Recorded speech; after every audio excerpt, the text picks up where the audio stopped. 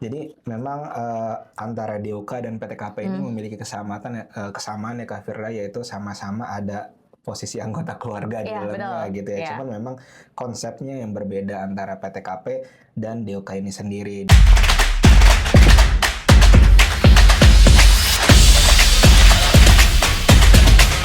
Assalamualaikum warahmatullahi wabarakatuh. Apa kabar para sobat Enforce? Semoga dalam keadaan sehat selalu ya. Balik lagi bersama saya Firda di acara yang kali ini udah ada namanya nih, yaitu Ngerujak, Ngobrol Seru Pajak. Kali ini kita akan membahas sesuatu yang mungkin belum pernah Sobat Enforce dengar sebelumnya, atau bisa juga udah pernah dengar tapi belum paham apa sih sebenarnya itu. Nah, jadi kita akan membahas mengenai data unit keluarga atau DUK. Dalam sistem perpajakan Indonesia sendiri, DUK ini sering dikaitkan dengan penghasilan tidak kena pajak atau PTKP. Bersama kita udah ada Mas Rifki lagi yang akan menjelaskan kepada para sobat Enforce sekalian mengenai apa DUK ini. Halo Mas Rifki. Halo Kak Firda. Jadi Mas langsung aja ya. Oke. Sebenarnya DUK ini tuh apa sih? Soalnya sejujurnya saya pun baru denger nih si DUK ini. Iya, istilah DOK ini ya Kak Firda ya. Tadi Kak Firda sudah menjelaskan di awal terkait dengan DOK adalah data unit keluarga. Jadi sebenarnya awal mulanya konsep dari keluarga ya yang merupakan satu kesatuan ekonomi di mana diatur di pasal 8 ayat 1 Undang-Undang PPH kan menyebutkan ya Kak Firda bahwa penghasilan ataupun kerugian dari seluruh anggota keluarga itu akan dijadikan satu, digabungkan, yaitu terus selanjutnya akan dikenakan pajak ya, yang pemenuhan kewajiban perpajakannya itu akan diwakili oleh kepala keluarga. Nah, DOK ini sendiri memiliki arti adalah yang merupakan kepala keluarga dan seluruh anggota keluarga yang merupakan satu kesatuan ekonomi yang dimaksud di pasal 8 Undang-Undang PPH tersebut gitu. Nah itu mungkin sebagai sekilas ya terkait dengan DOK. Nanti kita akan coba bahas lagi nih lebih detail karena kan tadi ada kaitan dengan PTKP. Iya, benar tuh Mas. Sempat singgung ya terkait dengan PTKP. Itu penjelasannya gimana tuh Mas? Kalau kan dari yang saya baca sekilas, katanya DUK ini sering dikaitkan dengan penghasilan tidak kena pajak atau PTKP. Bisa dijelasin lagi nggak? Iya. PTKP itu adalah penghasilan tidak kena pajak ya. Jadi mungkin tuh umum ya di lapangan dikenal terkait dengan PTKP. Nah, cuman kan PTKP ini adalah pengurang penghasilan neto untuk mencari penghasilan kena pajak kan. Nah, praktikan seperti itu gitu. Nah, DUK sendiri itu tadi sempat dibahas adalah merupakan data kepala keluarga dan seluruh anggota keluarga. Ya, nah, tapi kan kalau kita lihat di Undang-Undang PPH ya yang Kak Firda tahu juga bahwa PTKP ini ada syarat-syaratnya gitu kan, ada ketentuan-ketentuannya siapa nih yang bisa diakui sebagai PTKP gitu ya. Yang saat ini berapa Kak Firda untuk PTKP diri sendiri gitu? 54 juta. 54 juta ya. Kalau Kak Firda sudah kawin atau belum nih? Belum.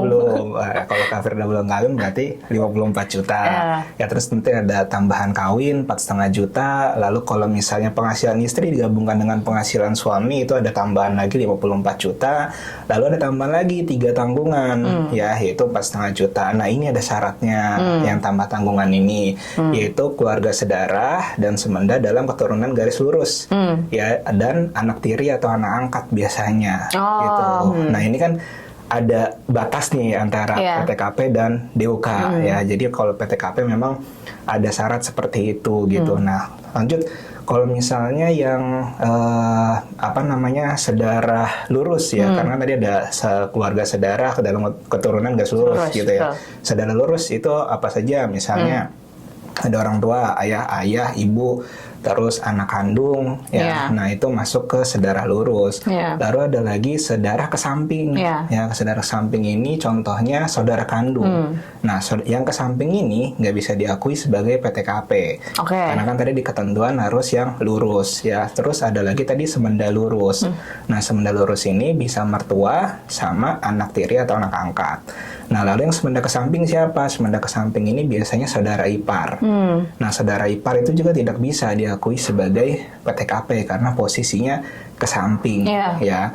Jadi simpelnya adalah kalau DOK itu yang merupakan susunan dari kepala keluarga dan seluruh anggota keluarga yang memang jadi tanggungan sepenuhnya dari kepala keluarga tersebut, gitu. Tapi memang tidak memperhatikan syarat-syarat seperti PTKP. Ya, kalau PTKP kan tadi ada syarat-syaratnya kan yang bisa diakui sebagai PTKP itu seperti apa saja gitu. Nah, itu mungkin lebih jelasnya antara perbedaan DUK dan PTKP. Jadi mungkin kalau di DUK semua anggota keluarga bisa masuk gitu, tapi di PTKP belum tentu dari anggota yang ada di DUK itu bisa diakui sebagai PTKP.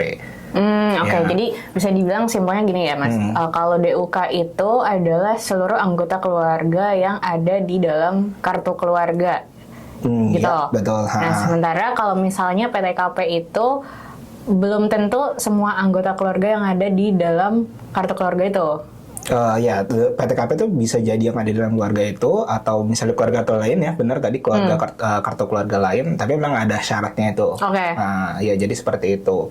Nah, lalu suka banyak pertanyaan juga nih Kak Firda, bagaimana kalau ternyata yang sudah menikah, misalnya pria sudah menikah, lalu ada wanita menikah gitu kan, karena istilah perpajakan suka ada beda-beda seperti itu tuh gitu.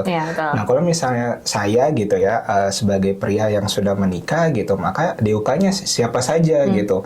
DUK-nya bisa saya sendiri, lalu yang ada di kartu keluarga saya siapa saja gitu. Lalu yang kedua adalah tadi tanggungan yang memang sepenuhnya ditanggung oleh kepala keluarga, kartu keluarga lain, karena DUK tadi bisa dari kartu keluarga lain juga kan.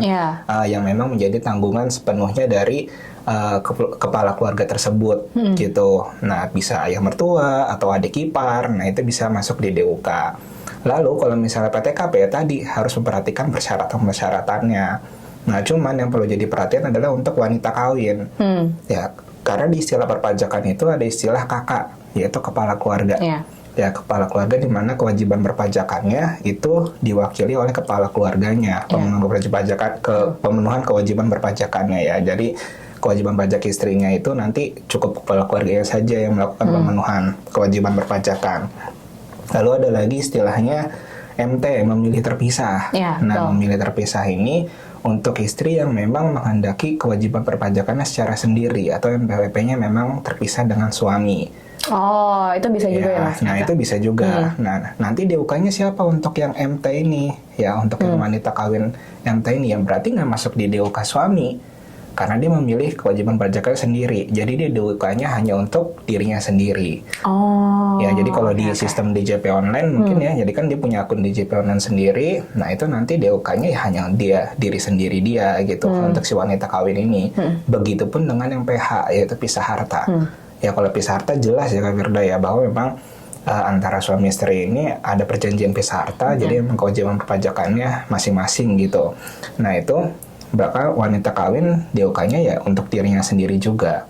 Ya, tapi kalau si suaminya ya sebagai kepala keluarga itu bisa mencakup dari anaknya, terus tadi ayah mertuanya. Nah, itu DUK-nya masuk ke suami semua karena nanti PTKP-nya akan dilarikan ke suami ya. Nah, makanya untuk yang wanita kawin hanya untuk dirinya sendiri saja gitu. Nah, ada juga yang bagaimana kalau ternyata misalnya prianya belum nikah atau wanita belum nikah gitu. Nah, DUK-nya siapa? Ya berarti untuk dirinya sendiri ya, sama dengan tanggungan sepenuhnya siapa gitu. Misal orang tuanya atau adik kandungnya atau siapa. Nah, itu yang masuk di DUK. Tapi kalau PTKP tetap memperhatikan tadi persyaratannya. Ya, jadi kalau memang ada kesamaan ya di antara keduanya ya, yaitu objeknya anggota keluarga gitu. Perbedaannya tadi DOK yang memang menjadi tanggungan sepenuhnya tanpa ada persyaratan yang diatur di undang-undang. Nah, tapi kalau yang di PTKP memang sudah diatur ketentuannya yang mana yang boleh menjadi tanggungan. Nah, itu mungkin lebih jelas perbedaan antara DOK dan PTKP ya. Oke Mas. Biar lebih jelas lagi, kira-kira Mas Rifki ada nggak nih contoh ilustrasi DUK dan PTKP ini? Oke. Ya, mungkin saya kasih 3 contoh kali Kak Firda ya, supaya bisa ada gambaran gitu. Yang pertama contohnya misalnya saya gitu ya, saya punya istri, lalu punya anak dua, di mana anak ini masih sekolah, dua-duanya. Lalu di kartu keluarga lainnya, saya juga menanggung ayah mertua saya yang yang tidak memiliki penghasilan. Oke. Ya, jadi memang sepenuhnya saya tanggung, sama ada adik ipar di situ, di kakak kedua ini, kakak yang lainnya ini. Nah, maka PTKP yang saya bisa akui adalah kan saya ya sebagai kepala keluarga, lalu status kawin saya, Ya, lalu anak saya dua karena tadi masih sekolah kan ya, Betul. lalu sama ayah mertua karena dia masuk di Semenda Lurus, ya kan, masih masuk di masih masuk di ketentuan tadi kan. Nah, itu menjadi tanggungan saya. Jadi K3 tanggungan saya gitu.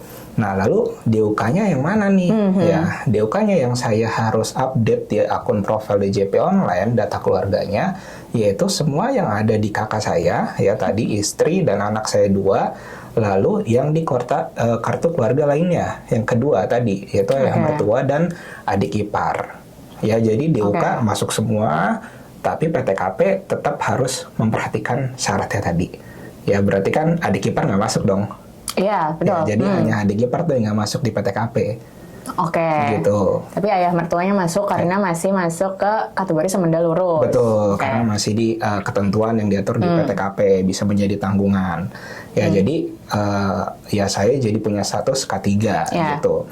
Lalu ada contoh lagi, contoh kedua, misalnya ternyata saya dan istri saya ini melakukan pisah harta. Ya, jadi saya dan istri saya melakukan pisah harta. Nah, tapi anak saya yang pertama sudah bekerja. Jadi anak saya yang pertama sudah bekerja, terus punya NPWP, ya karena dia sudah bekerja punya NPWP. Anak saya yang kedua masih sekolah. Ya, lalu di kakak saya juga ada adik kandung saya nih. Tapi adik kandung saya ini sudah bekerja dan punya NPWP juga. Gitu ya. Jadi tadi saya di kakak saya ada anak saya yang sudah bekerja punya NPWP, anak kedua yang masih sekolah, sama adik kandung. Ya, ini istri saya melakukan pisah harta nih ya, dengan istri saya gitu. Lalu di kartu keluarga kedua yang lainnya, tapi saya menanggung sepenuhnya untuk ayah mertua saya karena ya mertua saya nggak punya penghasilan gitu. Jadi saya tanggung sepenuhnya gitu. Lalu sama ada adik ipar saya yang memang masih sekolah juga. Nah, PTKP yang bisa saya akui yaitu adalah status kawin, ya, karena saya kawin. Lalu yang kedua yaitu dari anak saya yang masih sekolah. Yang tadi, yang satu kan sudah bekerja ya, yang satu masih sekolah, sama satu lagi untuk ayah mertua. Jadi saya punya dua tanggungan, gitu kan ya. Jadi K-2. Gitu. Nah, tapi karena tadi di awal kita konsepnya adalah keluarga ini satu kesatuan ekonomi, ya walaupun misalnya Kak Firda memilih terpisah atau pisah harta dengan suaminya gitu, di ujung-ujung tetap aja Kak harus digabungkan. Ya, jadi di SPT orang pribadi. Nah, ini mungkin yang selama ini di lapangan juga agak berbeda ya. Jadi kalau di lapangan mungkin istrinya punya NPWP sendiri, suaminya punya NPWP sendiri, lalu lapornya masing-masing gitu. Padahal secara ketentuan, ya kan? Nah, padahal secara ketentuan di pasal 8 Undang-Undang PPH tadi yang di awal kita bahas gitu kan, keluarga ini satu kesatuan ekonomi gitu. Jadi yang lapor seharusnya kepala keluarganya aja. Enggak, yang lapor tetap kepala keluarga. Tetap istri juga karena punya NPWP juga ya, karena punya kewajiban pajakan masing-masing, tapi harus digabungkan terlebih dahulu penghasilannya. Gitu. Jadi mau pisah harta, mau milih terpisah, ya Kak Firda harus tetap digabungkan dulu dengan penghasilan suami. Gitu, nanti dihitung proporsional, berapa nih yang harus ditanggung Kak Firda, berapa yang harus ditanggung suami gitu. Nah, itu yang selama ini mungkin tidak dijalankan ya, maksudnya praktiknya tidak ada. Cuman memang kalau saya melihat karena implementasi NIK menjadi NPWP itu problemnya. Karena memang kayak DJP nggak tahu nih ini istri punya suami siapa gitu kan. Suami juga nih nggak tahu istrinya siapa gitu. Nah, tapi dengan implementasi NIK menjadi NPWP ya seharusnya DJP akan bisa tahu nih, oh ternyata si Kak Firda ini memilih terpisah dengan suaminya. Oh ternyata perhitungannya harusnya digabung dulu. Baru ketemu PPh terutangnya berapa gitu. Nah, selama ini kan belum terkoneksi ya seperti itu. Nah, itu yang jadi problem gitu. Nah, tapi Ya, semenjak kemarin 1 Juli kan harusnya sudah terimplementasi ya. Seperti itu harusnya nanti ke depannya bisa diawasi lah ya, mekanisme penghitungan yang benar itu seperti apa gitu. Nah, jadi memang penting nih, karena tadi contohnya ini pisah harta ya, berarti yang menjadi DUK ya, menjadi data unit keluarga saya ya, sebagai suami, yaitu saya sendiri, lalu tadi anak saya yang kedua yang masih sekolah ya, ayah mertua sama adik ipar. Iya, betul. Ya, kenapa anak saya yang pertama yang sudah bekerja dan adik kandung saya sudah bekerja tidak termasuk DUK? Karena sudah punya NPWP sendiri, jadi dia ada di DUK sendiri. Betul, karena dia sudah punya NPWP sendiri, ya makanya dia punya DUK sendiri. Nah, karena si istri saya nih, karena bisa harta, ya udah DUK-nya juga sendiri gitu.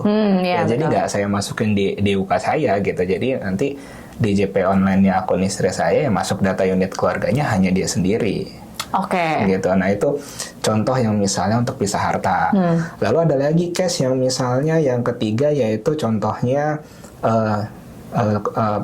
saya dan istri saya gabung nih, sama kayak contoh pertama gitu ya, gabung, cuman memang ada anak saya yang pertama bekerja sama ada adik kandung saya yang juga sudah bekerja punya NPWP ya. Nah, yang boleh saya akuin adalah sebagai PTKP tetap anak saya yang kedua yang masih sekolah sama ayah mertua, dan satu lagi ayah mertua saja ya, karena kan adik ipar ke samping ya. Jadi tetap di K2 ya. Jadi posisinya sama kayak contoh kedua kan ya. Contoh kedua kan posisinya K2, cuman bedanya nanti ketika di akhir tahun ada penggabungan. Ya, jadi ada KI2 tuh biasanya istilahnya, karena ada penggabungan penghasilan. Nah, tapi kalau yang contoh ketiga ini, karena istri saya gabung dengan saya NPWP-nya, kewajiban perpajakan ya, yaitu kakak, maka nanti penghasilan istri saya yang dari satu pemberi kerja itu hanya cukup masuk ke penghasilan final. Ya, jadi nggak digabungkan lagi dengan penghasilan saya gitu. Nah, DUK-nya bedanya dengan yang tadi kan istri punya DUK sendiri kan, karena punya NPWP. Nah, karena ini NPWP-nya gabung dengan saya, DUK istri harus masuk di saya. Gitu. Jadi nanti apalagi implementasi NIK menjadi NPWP.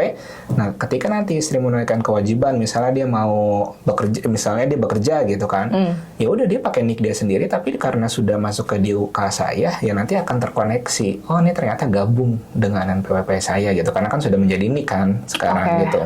Nah, itu mungkin beberapa contoh ya yang bisa teman-teman dapat dari lebih paham mungkin antara bedanya DUK dengan PTKP ini. Nah, saya ada pertanyaan nih, Mas. Kalau PTKP itu kan fungsinya jelas ya, sebagai pengurang penghasilan dari wajib pajak untuk menghitung PPh-nya. Nah, kalau si DUK ini tuh apa sih, Mas, fungsinya, pentingnya dia tuh apa gitu? Ya, jadi DUK sendiri itu berfungsi ya, tadi sudah dijelaskan juga di contoh-contohnya kan ya Kak Firda ya. Jadi berfungsi untuk misalnya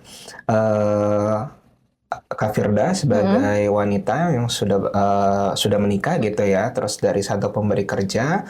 Nah, itu kalau misalnya suami Kak Firda tidak memasukkan NIK Kak Firda di DUK suami ya, jadi itu nanti tidak bisa diakui tuh sama suami sebagai PTKP suaminya.